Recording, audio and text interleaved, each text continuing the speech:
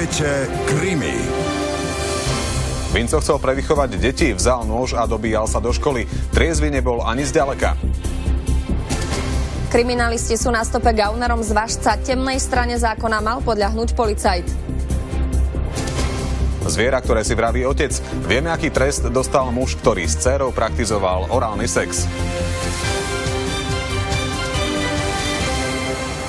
Dobrý večer, ani na Pluske nesmú chýbať informácie a témy, ktoré priniesol deň. Pozrime sa spolu, čo všetko sa udialo počas 1. októbrovej stredy. Sledujete Krimi. Dobrý večer.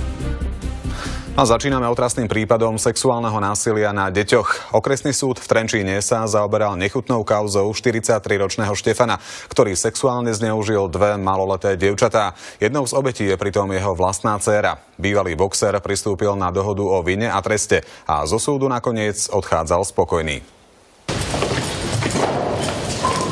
Zverstvá, pri čítaní ktorých sa dvíhal žalúdok aj obhajcovi obžalovaného. Taký je prípad 43-ročného Štefana z Trenčína, ktorý si svoje sexuálne zvrhlosti vybíjal na vlastnej, vtedy iba 14-ročnej dcére a na ďalšom iba 10-ročnom dievčati. To, čo sa odohrávalo za týmito oknami, je len pre silnej povahy. S dievčatami vykonával rôzne sexuálne praktiky, od análnych až po orálne. Štefana zatkli a obvinili zo sexuálneho zneužívania ešte v apríli tohto roku. K ohavnostiam sa priznal. Obžalovaný Štefan uzavrel s prokurátorom dohodu o vine a treste. Pôvodne mu hrozil až 12-ročný pobyt za mrežami. Sudca však dohodu schválil a tento násilník tak vyviazol s iba polovičným trestom. Uznáva za vinného, takže sa odsudzuje na úhradný trest odňatia slobody vo výmere 6 rokov nepodmienečne.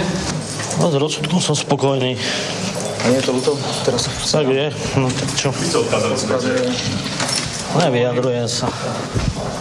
Odsúdený Štefan si 6-ročný trest odsedí vo väznici s minimálnym stupňom stráženia. Čaká ho aj sexuologické liečenie. Rozhodnutie súdu je definitívne právoplatné a nie je možné voči nemu podať sťažnosť. Z Trenčína pre televíziu Joj, Ľubo Trautenberger.